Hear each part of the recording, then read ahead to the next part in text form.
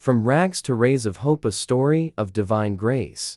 In a quiet, dusty village lived a little girl named Anya, poor in possessions, but rich in faith. Though her sandals were torn and her meals small, she whispered simple prayers every night, trusting that God saw her even when the world didn't. She'd often remember her father's words, "The Lord is close to the brokenhearted and saves those who are crushed in spirit." Psalm 34-18. One rainy evening, as Anya took shelter beneath a tree, a woman named Mrs. Cameron stopped her car nearby. A wealthy and respected woman, she had come to the village on a charity mission. But God had a different plan. When she saw Anya's smile in the storm, something stirred in her heart. It was as though the Lord whispered, "Here is the child I have chosen for you." Just as Pharaoh's daughter found Moses by the river, Mrs. Cameron took Anya into her home not as a project, but as a daughter. He sets the lonely in families. Psalm 68-6.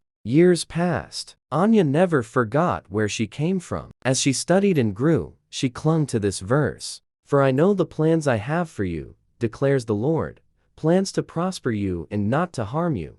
Jeremiah 29-11. She studied social work, built an organization called Little Lights, and poured her life into helping orphaned and poor children. Like the Good Samaritan, she didn't pass by on the other side. She stopped, helped, and restored. Her mission wasn't just charity, it was ministry. She said, "Every child I feed, every hand I hold, I do it for Christ." Just like Joseph, once a slave and prisoner, became a ruler to save many from hunger, Anya, once a hungry child, became a vessel of God's provision. And every time she returned to her village, children gathered around her as she told them, "You are God's masterpiece, created for good works." Ephesians 2:10. Don't let your present define your future. If God could lift David from the sheepfold to the palace, He can lift you too. Her life was a living testimony of how God raises the humble, provides families for the lonely, and uses the broken to heal others.